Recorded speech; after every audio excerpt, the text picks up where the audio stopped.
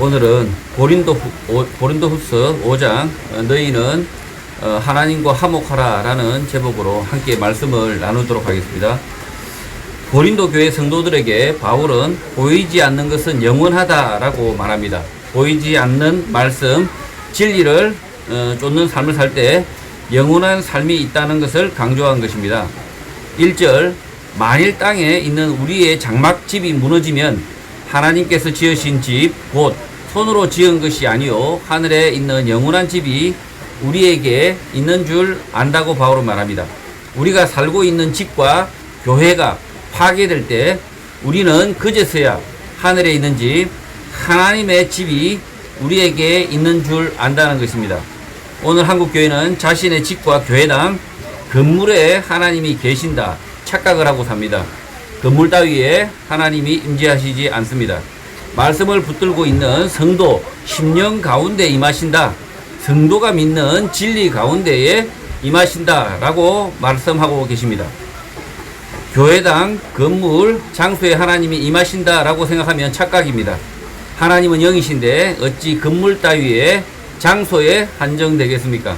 그러니 여기 계신다, 저기 계신다, 전부 사기고 거짓말입니다. 2절, 참으로 우리가 여기 있어 탄식하며 하늘로부터 오는 우리 처소로 덧입기를 간절히 사모한다고 말합니다. 마게도냐에 있는 바울과 디모데는 고린도 교회 성도들이 이 땅의 처소, 그러니까 아파트나 회사, 집, 사무실, 빌딩, 교회당, 땅 같은 것에 얽매이는 삶을 버리고 하늘 처소, 우리 처소, 하나님 나라를 덧입기를 간절히 소망한다는 것입니다. 오늘 한국교회 기독교인 가운데 상당한 숫자가 아파트와 오피스텔, 건물, 빌딩, 부동산에 얽매여 삽니다. 눈에 보이는 건물과 땅에 소망을 두고 날마다 집가 상승, 부동산 상승을 위하여 기도하며 삽니다.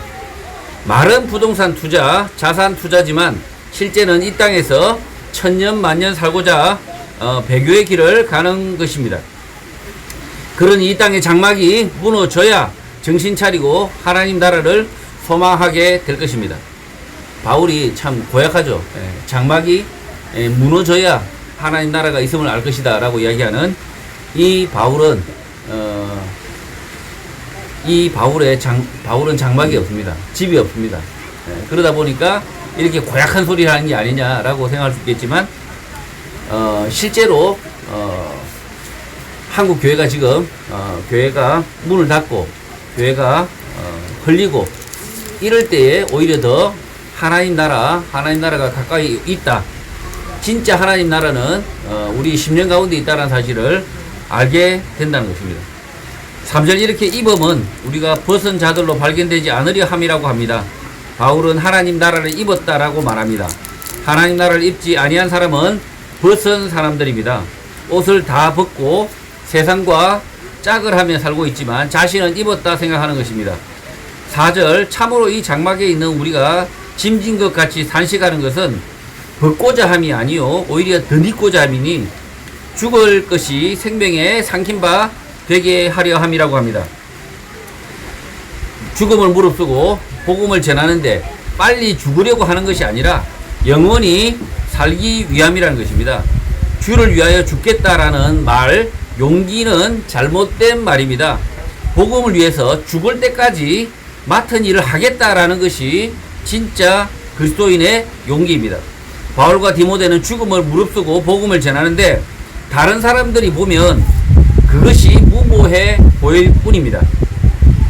5절, 곧 이것을 우리에게 이루게 하시고 보증으로 성령을 우리에게 주신 이는 하나님이라고 말합니다. 하나님이 무엇을 이루겠다 약속을 주셨는데 그 보증은 성령님이다 라는 것입니다. 하나님이 이루고자 하는 것은 믿음의 공동체, 진리의 공동체, 교회를 이루겠다는 것입니다. 그 교회를 이루는 보증은 진리의 영이신 성령님이십니다. 성령에 대하여 엉뚱한 생각을 가진 사람들이 많습니다. 성령은 진리, 말씀의 영입니다. 귀신이 아닙니다. 예수 그리스도에 대한 믿음을 고백함으로 말씀을 깨달음으로 성도에게 임하는 것입니다. 이 바울에게 보증은 보증금 10억이 아니라 예수님이 말씀하신 성령, 진리의 영이라는 거죠. 진리의 영이 이 교회를 바울이 전도하는 이 교회를 세우신다라는 약속을 믿고 있는 겁니다. 6절 그러므로 우리가 항상 담대하여 몸으로 있을 때에는 주와 따로 있는 줄을 안다고 말합니다. 하나님의 자녀다라고 하더라도 항상 집에만 머물지 않는다. 밖으로 나온다. 이 땅에 있는 동안에 주와 따로 있는 줄을 알고 있다라고 바울은 말합니다. 하나님과 동행한다라고 했을 때 그 동행은 시간적, 물리적 동행일 수도 있지만 하나님 말씀과의 동행이 더 확실합니다. 말씀, 진리, 은혜, 성령과 동행한다라고 이해하면 됩니다. 그러니까 하나님과의 동행이라고 했을 때 그 동행이 물리적인, 시간적인 동행이 아니라 하나님의 말씀과의 동행이라는 거죠. 오히려 우리는 하나님과 완전히 분리되어서 있어도, 하나님과 완전히 분리되어 있어도 우리 속에 하나님의 말씀 진리를 담고 있기 때문에 하나님과 동행할 수 있다. 하나님은 그렇게 창조하셨다는 거죠. 사람이 하나님과 동행할 수 있는 이유는 우리 속에 진리를 담고 성령을 담고 살 수 있기 때문이다 라고 이야기하고 있습니다. 7절 1은 우리가 믿음으로 행하고 보는 것으로 행하지 아니함이다 라고 합니다. 보이는 것으로 살지 않고 보이지 않는 것, 믿음, 말씀, 진리로 산다는 것입니다. 어떤 사람이 이제 전쟁 속에서 하나님을 이렇게 간절하게 임재를 느끼려고 하죠. 그러나 하나님께서 이렇게 영으로, 귀신으로 찾아와가지고 내 옆에서 있다면 든든하겠지만 그 전쟁의 어떤 참혹한 현실 속에서 하나님의 임재를 강력하게 느끼고 싶겠지만, 그러나 하나님은 귀신으로 이렇게 물리적으로 계시는 것이 아니라 그 심령 가운데 이미 말씀으로 계신다는 거죠. 말씀으로 진리로 우리 사람과 함께 하실 수 있다라고 이야기하고 있는 겁니다. 그래서 참 이게 많은 사람들이 착각을 하고 있죠. 많은 사람들이 착각하는 게 하나님이 물리적으로, 시간적으로, 공간적으로 함께하지 않으면 나와 함께하지 않는다라고 착각을 하는데, 심지어 하나님이 나를 버리셨나이까라는 이렇게 뭔가 이게 공허함, 절박감에 매달리는데요. 그렇지 않습니다. 말씀으로 하나님은 우리와 함께 하신다. 약속으로 함께 하신다. 라고 이해하면 되겠습니다. 8절 우리가 담대하여 원하는 바는 차라리 몸을 떠나 주와 함께 있는 그것이다. 라고 바울은 말합니다. 복음을 전하는 바울 디모데는 무척이나 힘든 삶을 살고 있기 때문입니다.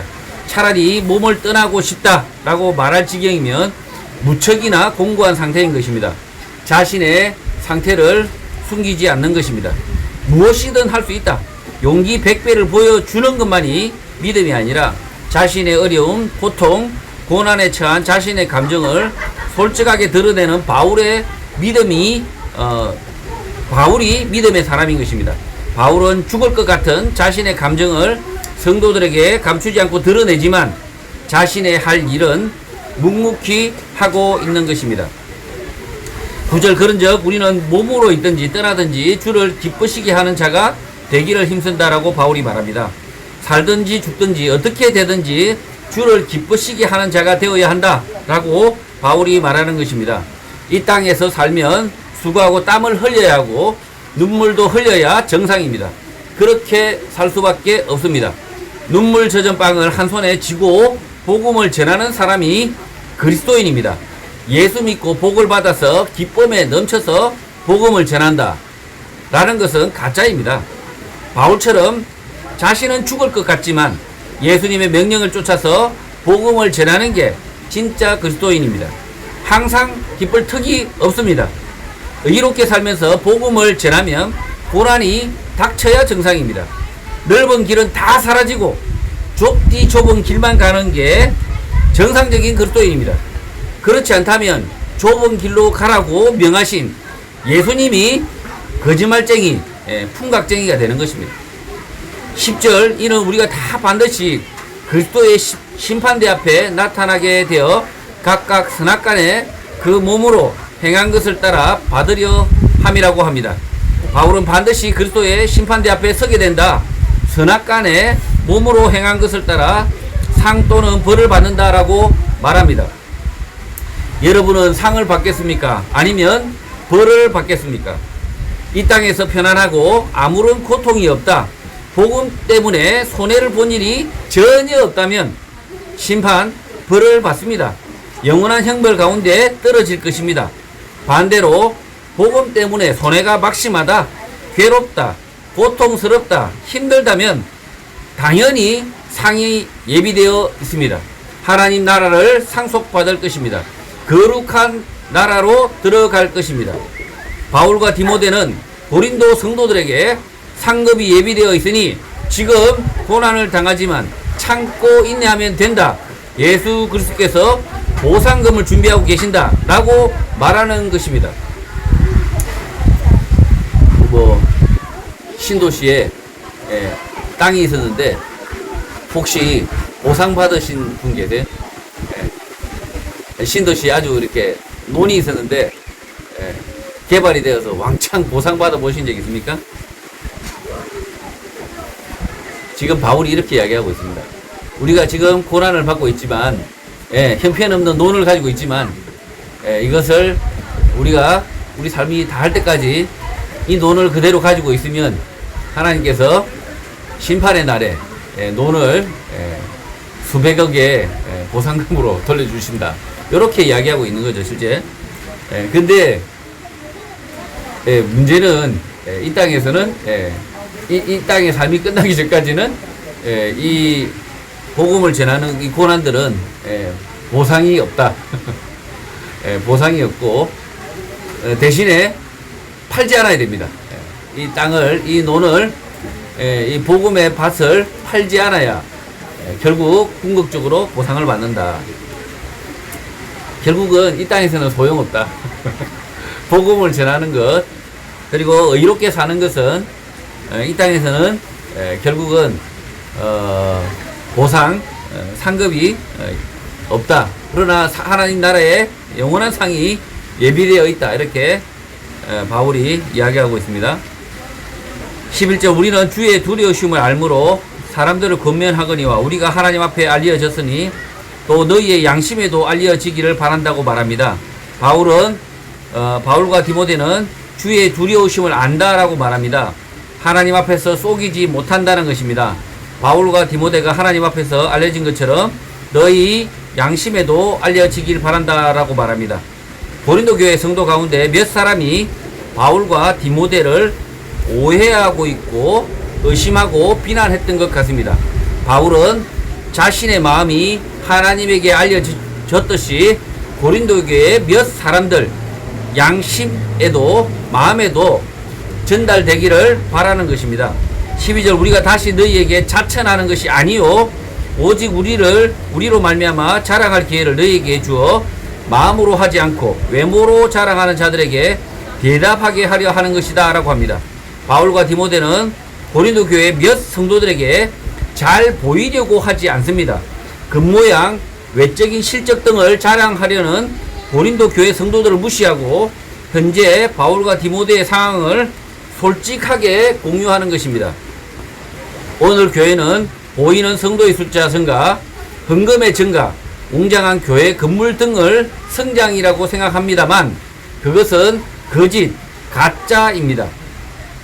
연약한 성도와 함께하는 시간, 믿음이 없는 성도를 정리하고 가르치는 성도의 마음 씀씀이 같은 보이지 않는 것이 진짜 교회의 성장, 신앙의 성장, 자랑인 것입니다. 13절 우리가 만일 미쳤어도 하나님을 위한 것이요 정신이 온전하여도 너희를 위한 것이다 라고 바울은 말합니다. 미쳤다고 생각하든 정신이 온전하다고 생각하든 다 고린도 교회 성도 너희들 때문이다 라고 바울이 말하는 것입니다. 바울은 자신이 하는 일에 대하여 이러쿵저러쿵 말을 하더라도 개의치 않고 계속 하겠다는 것입니다. 지금 고린도 교회 성도들 가운데 몇 사람은 바울과 디모데의 지금 이 사역에 대해서 돌았네, 미쳤네 라고 판단하는 사람도 있다는 거죠. 그러다 보니 바울이 만일 미쳤다 한들 하나님을 위한 것이고 정신이 온전하여도 너희를 위한 것이다 라고 말하고 있었다는 거죠. 그러니까 바울은 미쳤네 안 미쳤네 그거 가지고 그 성도와 논쟁하고 있는 것이 전혀 아니라는 거죠. 14절 그 이유는 그리스도의 사랑이 우리를 강건하시기 때문이라고 합니다. 그리스도의 사랑이 강건한다. 그리스도의 말씀이 강건한다. 그리스도의 진리가 강건한다 라고 이해하면 됩니다. 바울의 표현 가운데 사랑은 초코파이를 나눠주는 친절함, 친밀함이 아니라 말씀, 진리, 십자가로 이해하는 것이 바른 해석입니다. 바울은 예수님과 가까이에서 생활했던 적이 없습니다. 친밀함, 애정 따위가 예수님과의 관계에서 있을 수 없는 관계입니다. 그러나 바울은 가장 몸이 건조할 것 같은 중년 남성임에도 불구하고 그리스도의 사랑을 말하고 있습니다. 이 사랑은 말씀, 진리, 십자가의 죽으심이기 때문입니다. 우리가 생각하건대 한 사람이 모든 사람을 대신하여 죽었은즉 모든 사람이 죽은 것이다 라고 바울은 말합니다. 예수 그리스도의 십자가 죽음으로 모든 사람이 죽었다라는 것입니다. 예수의 죽음은 모든 사람을 위한 죽음이다. 모든 사람을 대신하는 죽음이다 라는 것입니다. 15절 그가 모든 사람을 대신하여 죽으심은 살아있는 자들로 하여금 다시는 그들 자신을 위하여 살지 않고 오직 그들을 대신하여 죽었다가 다시 살아나신 이를 위하여 살게 하려 함이다 라고 말합니다. 예수의 십자가 죽으심은 모든 사람이 예수만을 위하여 살도록 하기 위함이다 라는 것인데 이 말씀을 잘못 이해하면 왜 그렇게 살아야 하는데 라는 물음이 생깁니다. 모든 사람이 예수를 위하여 살도록 예수가 사람들을 부려먹기 위하여 인간이 신을 떠받들도록 하기 위하여 십자가에서 죽었다라고 이해하면 말이 되지 않습니다.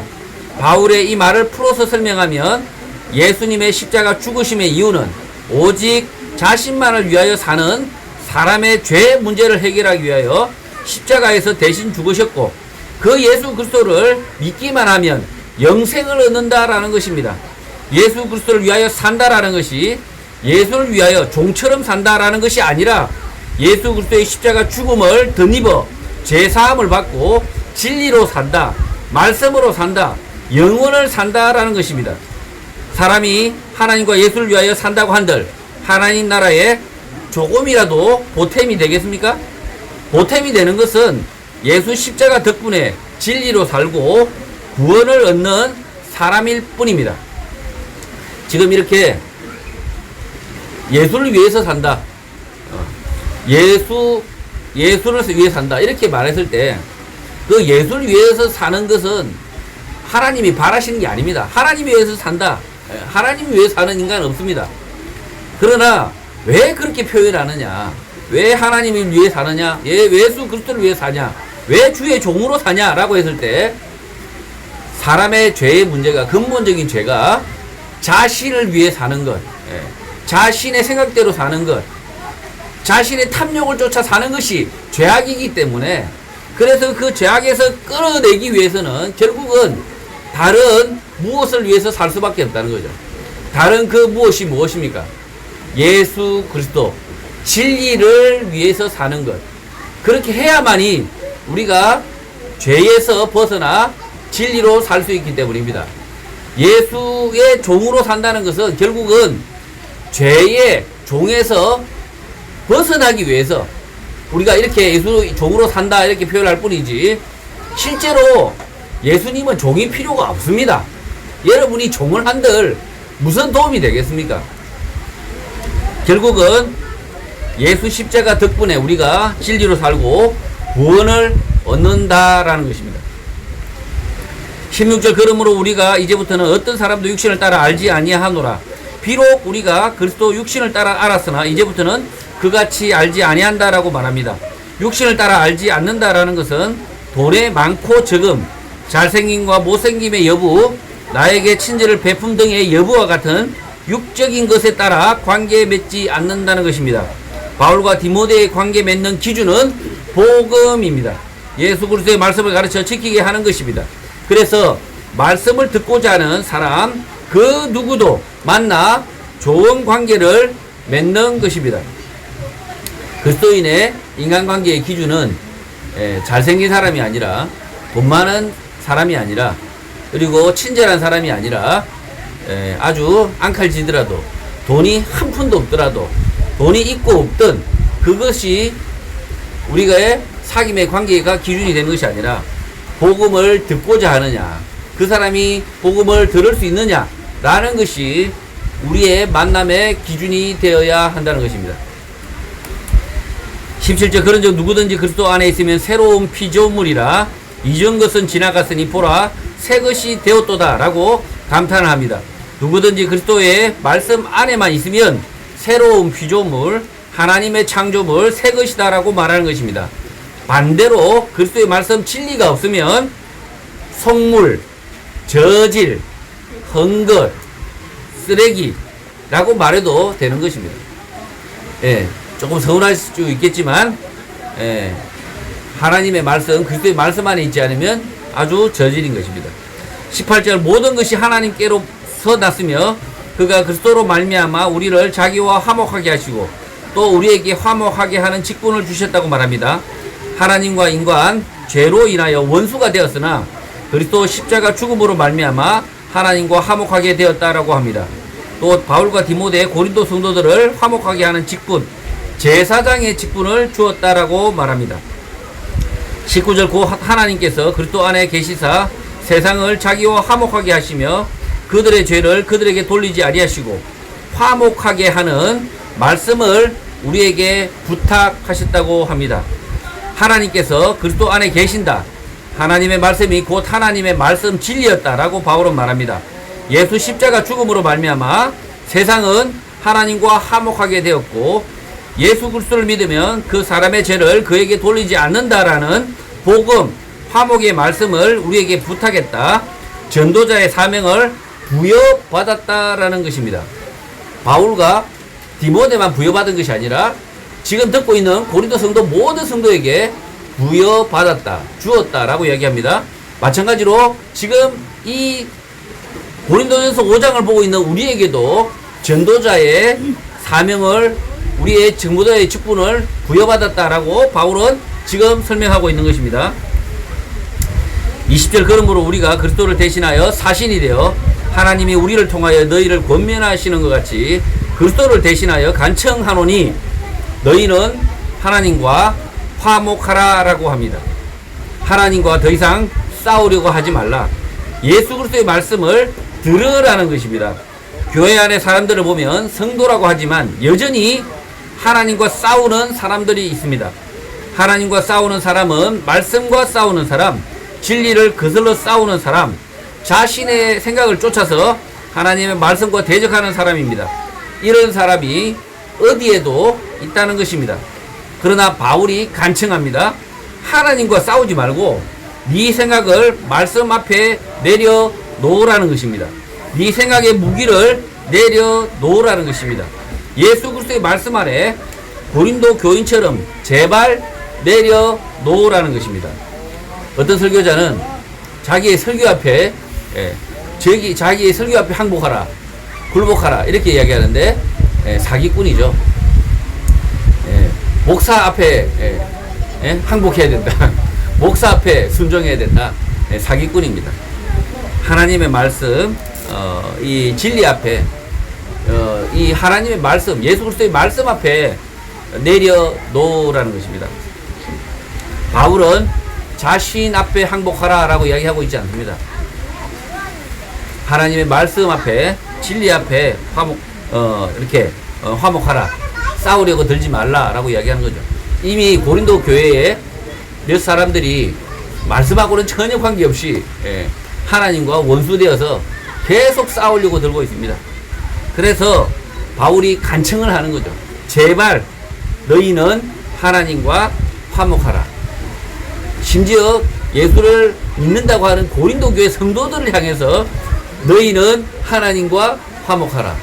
얼마나 하나님과 대들고 싸우려고, 말씀과 대들어 싸우려고 하는 성도들이 있다는 거죠. 21절, 하나님이 죄를 알지도 못하신 이를 우리를 대신하여 죄로 삼으신 것은 우리로 하여금 그 안에서 하나님의 의가 되게 하려 하심이다라고 합니다. 자신의 생각을 내려놓고 예수님의 말씀에 항복하면 다 잊고 하나님의 의로 생각하겠다. 네 죄는 다 잊어주겠다라고 말하는 것입니다. 항복하면 자신의 생각을 내려놓고 예수 그리스도의 말씀으로 다시 돌아온다면 이 적군짓을 한 반역을 한 네 죄는 다 잊어주겠다라고 지금 말하고 있는 거죠. 그래서 하나님의 의가 되게 하려 하십니다라고 이야기하고 있는 거죠. 성도 여러분, 바울은 고린도 교회 성도 가운데 여전히 자신의 생각을 쫓아 사는 비진리의 사람, 거짓의 사람들에게 예수 그리스도를 대신하여 간청을 합니다. 얼른 모순된 삶, 거짓의 삶을 버리고 예수 그리스도의 말씀 진리로 돌아오라는 것입니다. 그 말씀 진리로 돌아오면 앞에 고집 부렸던 죄, 자기 생각대로 살려고 했던 죄를 다 잊고 하나님의 의로 여기겠다는 것입니다. 오늘도 여전히 자기 삶과 자기 삶에 방황과 모순이 있습니까? 내가 사는 방법이 예수님의 방법으로 생각되지 않고 불안하다, 이상하다라고 생각되지 않습니까? 그렇다면 바울이 간청한 대로 지금 예수 그리스도의 말씀 진리로 돌아오시기를 바랍니다. 우리 사는 매 순간마다 진리로만 살아야 합니다. 다른 길은 있지 않습니다. 그 진리의 말씀만을 쫓아서 사는 성도가 되시기를 주님의 이름으로 축복합니다.